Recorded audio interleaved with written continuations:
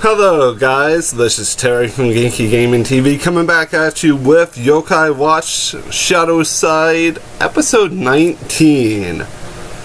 Gyakushu no Simi Finalu. The counter attacks Cicada final or finale. I would basically translate it as finale because it has more emphasis. So the opening, not the initial scene, because as you know, our initial scene basically set things up to kind of appear like crime scenes to a certain way, more or less for like development of plot and suspicion. Basically, you see a boy catching cicadas, because bug catching is pretty common throughout Japan for little boys from, I want to say, about like maybe 6 to like 13 or 14. It's a cool thing to do, especially if you live in a pretty rural area. Might be a fun pastime for them during their summer vacations or during the summer. So that's the little bit of background here concerning that. I'm not sure if that's consistent all over the world. Whenever I was a kid, I lived in a really rural area in West Virginia, so we kind of did that as well. So let's move on here. Basically, as the little boy was catching a cicada, something just appeared to not be right, and then our yokai of the episode, our giant cicada, basically showed up and basically scared the boy half to death, and that kind of set the episode.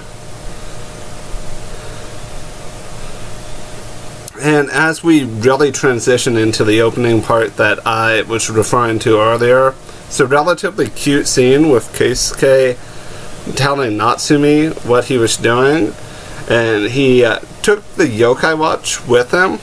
I guess he was suspicious that maybe something might go on, maybe something might occur, so due to that, he just grabbed it.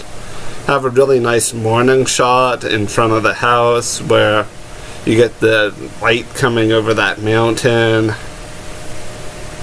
And then Keisuke meets up with Tank and Koji, aka filler character. But I do digress. I tried not to sneeze there, so bear with me. My allergies are acting up as I'm doing the review, so I apologize if there's any periods of me just like being quiet. But let's dive further into this. So they go up to the mountains, they are catching cicadas, and Tank brings up the fact that there's a big prize. I believe he said it was like a ice pop, or yeah, an ice pop of some sort, and a meat bun, a nikuman. So that's what they were competing for. It's a cicada catching contest, or a semi catching contest. So they had 4, and they were spreading out, going in a little bit of a different direction. Tank ran off ahead, and we got a scene transition to Natsume, Akinori, Whisper, and Jitan, or Junior, whatever you prefer to call him. They're sitting in their clubhouse, which is basically Akinori's bedroom, and the air conditioning is not working, and everyone's hot, and like nothing's getting better. So they're sitting there in the heat and trying to deal with that. Akinori asked where Keisuke was. She explained he went with his friends. Eventually Toma shows up. Toma was watching a soccer game before, and that's why he was running late. And while they were doing that, Tank ran. We'll transition back to Tank, who ran off without Keisuke and Koji. And Tank sees so many cicadas. He is so excited, so happy. So he starts catching more cicadas, and then the box that he had the 4 cicadas in kind of like spilled out, because there was a situation that occurred there where our yokai buddy semicolon either way, or Semilong shows up and scares him, and the little cicadas escape from the box. He frees his family and brothers, quote unquote. And I want to bring up one point here. This yokai's name is a pun. It's even a pun in English, not just a pun in Japanese. And it's, you guys know what a semicolon is, a semi-line, or a semi-long. They're parts within grammar. They're like punctuation, absurd. But I do digress. We'll dive further into this.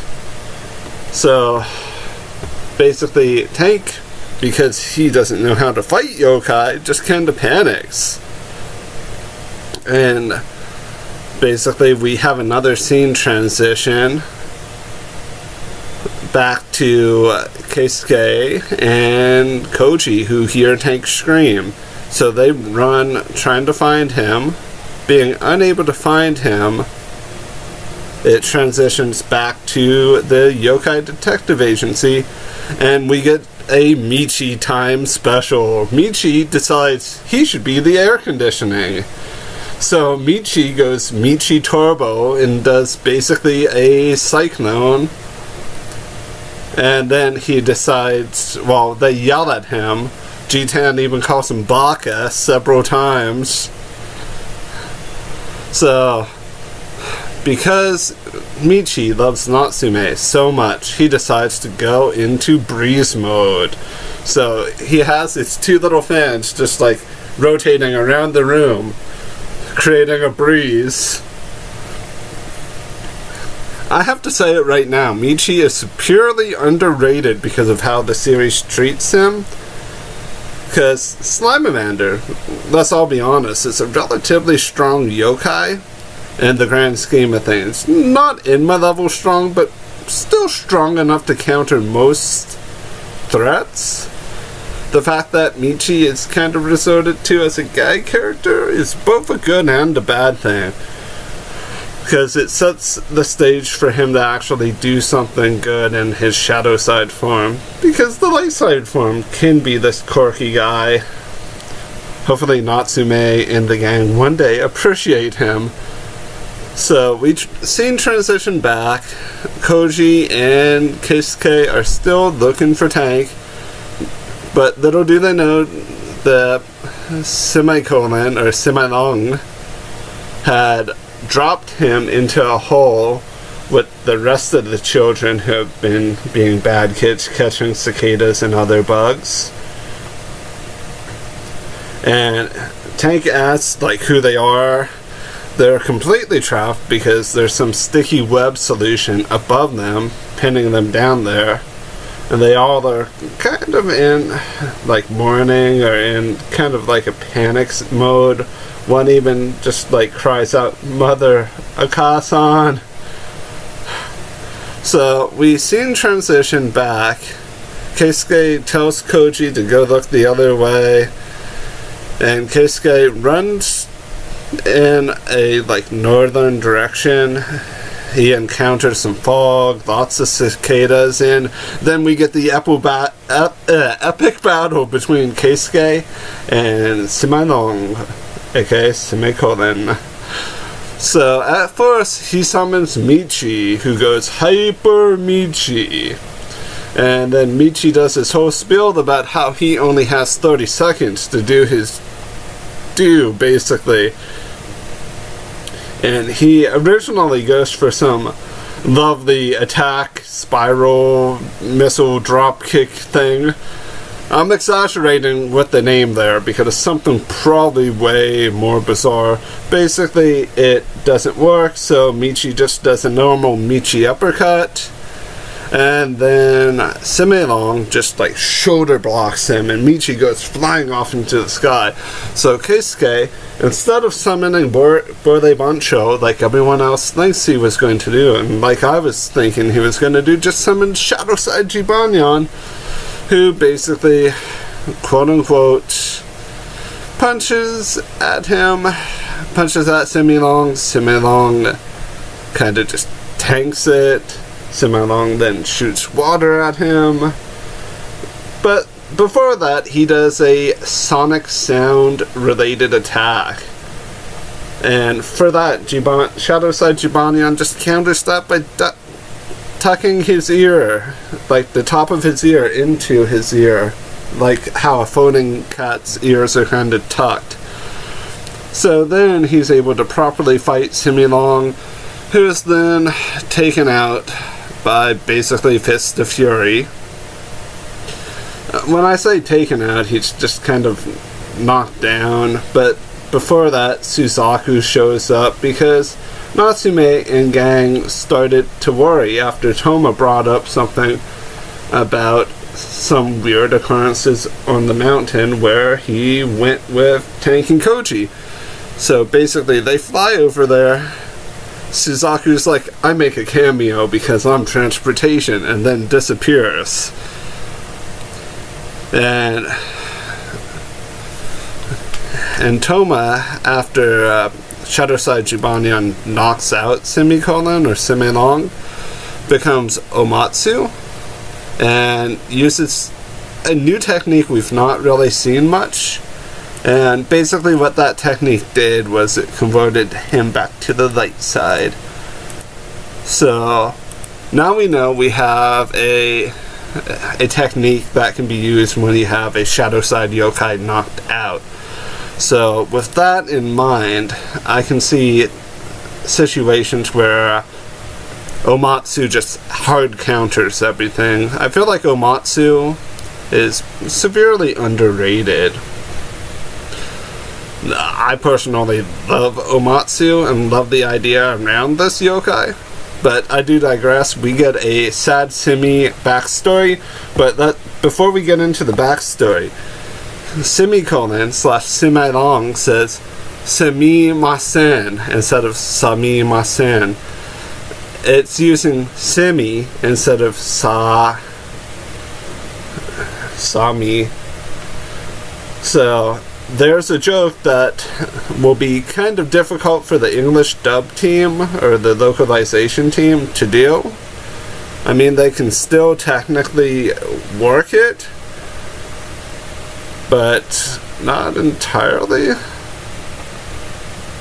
They could probably do something based off of thank you or something like that. But I do digress. Let's move on to Super Sappy backstory time. Basically, it's Semicolon and his friend, his Shinyu, which is like a close friend. It would be like your best friend or someone that you really trust. They're like baby or Kodomo or child cicadas. They're in the ground. They're waiting to grow and to become adults. His friend wants to get married, and or little Simi wants to be a teacher. A couple other things. They both want to meet cute cicada girls. And basically his friend grows up before he does. Basically he ends up taking a nap. He goes out into the sweltering heat.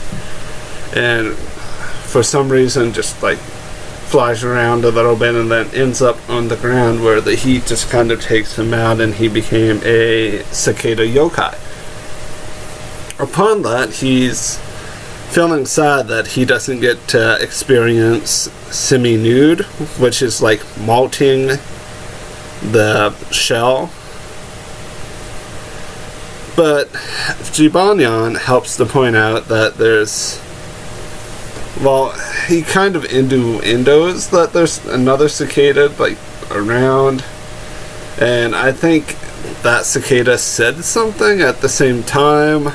I mean, we don't hear a voice, we hear a little bit of buzzing in the background, so that can be inferred. So our semicolon friend finds the molting cicada, we get sappy tear time, and Similong gets a new friend. Now we're going to transition to a super duper important part, Haruya and Hime. Sorry, Aki Nori X Hime-chan fans, we are sad. But not entirely sad, because she is completely ignoring all of Haruya's advances. He even has that Sakura branch still with him, and he's like, "You are my Hime." And she's like, "I am not a princess." She's like, "It's just my name." So she starts to walk away, and Haruya, and before that she says something like, "It's hot." Haruya, in Japan there's a process or something that you do where you have a paddle and you have water and you like toss it on the ground, and it kind of like adds a little, I think it's supposed to like cool the area. I don't exactly know like the cultural significance of it 100%. I've seen it done at places like shrines online where it just kind of keeps the ground moist so it's not entirely dusty. I think it was inferred that he was doing that for her, that she wouldn't end up getting like any dust or anything on her. And then Hime just starts running away. He starts running while doing it. At the end of the day, Haruya might not actually be the threat. It might be Hime. Hime may be more threatening than Shuden Doji. Who would have figured? But I want to bring up one last thing here before we end this review. I know probably the people who watch my video who understand Japanese know this. We have Aki from Akinori. We have Natsu from Natsume. We have Haru from Haruya. So we have 3 seasons. And I don't think we have a winner or a Fuyu as of yet, unless someone else's name can kind of fit that perspective. Well, I guess the To from Toma could be associated with the kanji for winter, which could mean that Haruya could be an ally in the future, because you have the 4 seasons basically, or the 4 kisetsu or seasons. So that's what I'm just getting at, because Toma has not directly had conflicts with anyone. I mean, if you want to consider what went on to get Fudomio's sword and that stuff, that was just an attempt for Haruya to find Hime. He didn't physically hurt Toma. He just basically had Rei basically knock him out. Rei didn't kill him. He just wanted Toma to hand over the Fudo sword so that he could efficiently look for his Hime. He got the sword, and Fukudo stole it or took it because he wanted it to be super strong, and Toma eventually got it back and became Fudomio's like heavenly form. So I can kind of see a situation where Haruya Shudendoji becomes an ally prospectively. But that's it for this review. Thank you guys for all of your support. I hope you have a wonderful, amazing morning, afternoon, and or evening. I'm sorry this one's a little bit longer. Bye for now.